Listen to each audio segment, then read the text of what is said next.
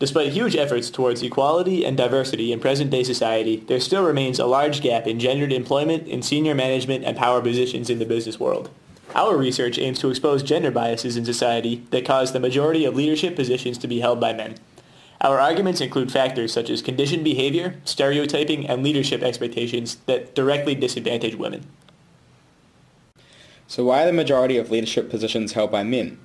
Our first approach was to find out if there are differences in displayed leadership behaviour that make men more successful in leading, and therefore more preferable in these positions. Andersen and Hansson found in 2010 that there are no significant differences in leadership styles between men and women. Their study derived the samples from the Swedish public sector in order to reduce the effects on leadership behaviour due to private and public organisational differences. Studies of this kind appear to be more fruitful and accurate if they concentrate on only one organisational type at a time. They used t-test data which indicated that there is no significant differences between male and female public managers in any of the leadership style variables. While the actual actions of being a leader may not be different, the perceptions people have of leaders does affect gender in the workplace. In Rita Men's paper about CEO credibility and perceived organizational reputation, he analyzed the impact the image of the CEO has on how the employees view the company. A CEO with higher credibility and trustworthiness creates a higher internal reputation, and with that higher reputation comes better employee involvement. In this way, the perception of a CEO is important in determining the reputation for the company and how effective the employees are. This shows that for companies who are less diverse and potentially pass up women more competent for leadership positions, the potential cost to the business is significant. Women are often associated with communal qualities like being especially affectionate, helpful, friendly, kind, and sympathetic, as well as interpersonally sensitive, gentle, and soft-spoken. In contrast, men are associated with agentic qualities, which convey assertion and control.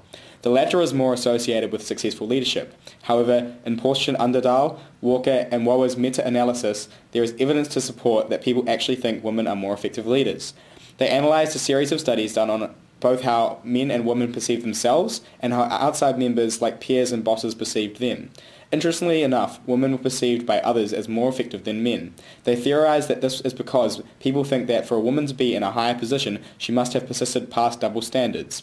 Any woman in a CEO position must have earned it or worked harder than her male counterpart to have gotten it. Since the actual behaviour between women and men as leaders isn't different, and women are considered to be better leaders, we should look into the prejudices that cause women to be underrepresented in leadership positions. The advantage, therefore, must come from the gender psyche or social stereotypes. Niesi, Nearly, and Rusticini conduct an experiment to see if women perform less effectively in competitive environments. They tested women in the context of competing against men, single-sex, and in a non-competitive environment. They found that in a mixed-gender tournament setting, the performance of men increased significantly, while the performance in women did not. However, when women competed against women in a tournament setting, their performance did increase. They theorized that this gender gap might be because of women's lower confidence or peers encouraging women to be less competitive. This research provides evidence that women perform less effectively than men in a competitive environment and helps explain why they are underemployed in executive positions. In Amy E. Randall's 2002 paper, she talks about group behaviour of men and women. She theorizes that because many areas of the business world are comprised of a male majority and males are often granted more authority and status by society, that men who are in the minority in a small group will be perceived and treated better than women in the same situation. Previously, we have discussed the leadership qualities and group dynamics that favor men in power positions. This next section aims to display reasons that prevent women from advancing within the corporate world. The argument of the glass ceiling can be expressed in multiple factors that cause women to have an innate disadvantage in climbing the corporate ladder. Oakley, in 2000, splits these causations into two distinct categories: barriers through corporate practice and barriers through cultural and behavioral structures. Barriers through corporate practice relate to the favoritism of males in company recruitment, retention, promotion, and compensation policies. She argues this is the area in which discrimination is becoming less severe as it is objective-based and can be measured through performance. The first factor is lack of inline experience, in which corporate policies and training, career development, and promotion opportunities are major preventative factors towards female leaders. Experience needed for CEO positions such as operations, manufacturing, and marketing is not equally offered to lower female management compared to male. Scholars such as Beto in 2013 believe there is still rigid sex typing that causes a gender imbalance in different jobs and industries. Therefore, there is still a traditional role of females in business that may hamper their ability to climb to higher positions. A survey into these relations found that over 60% of females in direct contact with the CEO or senior executive staff were in support areas such as human resources or public relations and not in the pipeline for promotion to executive management. Likewise, promotion policies through inline and social environments favor men. Catalyst found in 1990 that only 4% of companies were attempting to create policies to balance gender bias and help women receive inline positions. Female executives are compensated less. Therefore, there is less incentive to obtain executive positions, and substandard earnings slow ascension in the ranks. Federal economists found that if a company's value falls by 1%, female executive pay fell by 63%, compared to a 33% decrease for a male executive. Likewise, an increase in 1% of a company's value led to a sizable 44% increase in male income compared to a 13% increase for female executives. This could largely be due to the social prescriptions seeing female traits as undesirable for business, and therefore pushing more responsibility of company downturn onto female leaders than their male counterparts. 2013 Fed research indicated that female CEOs were still being paid 82% of the median male CEO salary. Barriers through cultural and behavioural practice are more invisible and harder to break than objective discrimination.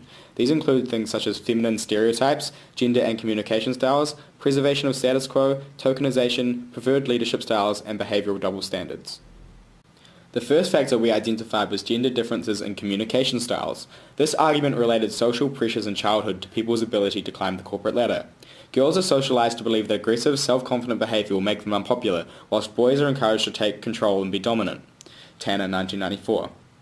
This determined linguistic styles for adulthood and leads to women being less likely to engage in self-promoting corporate behavior, as well as being less expected to do so based on social prescriptions. Multiple studies showed that female managers were perceived as less capable in traits such as emotional stability and analytical skills. Feminine associated behaviors were seen as incompetent or unsuitable for executive roles. Interestingly, behavioral traits deemed successful for males were described as less desirable for female managers, such as confidence and independence.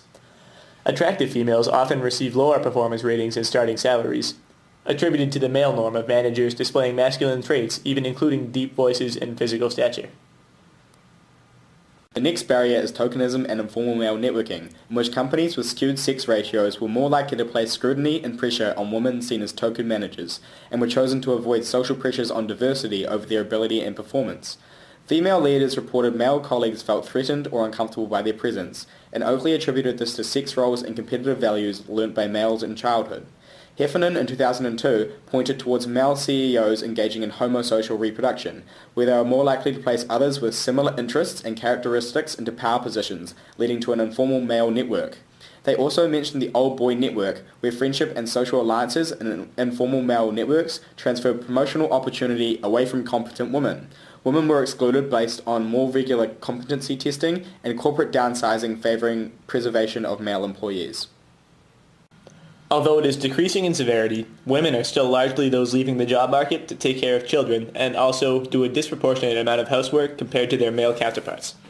Leaving the job market and having less hours for business life could hugely impact a woman's chance to be promoted as she becomes significantly less competitive than male rivals.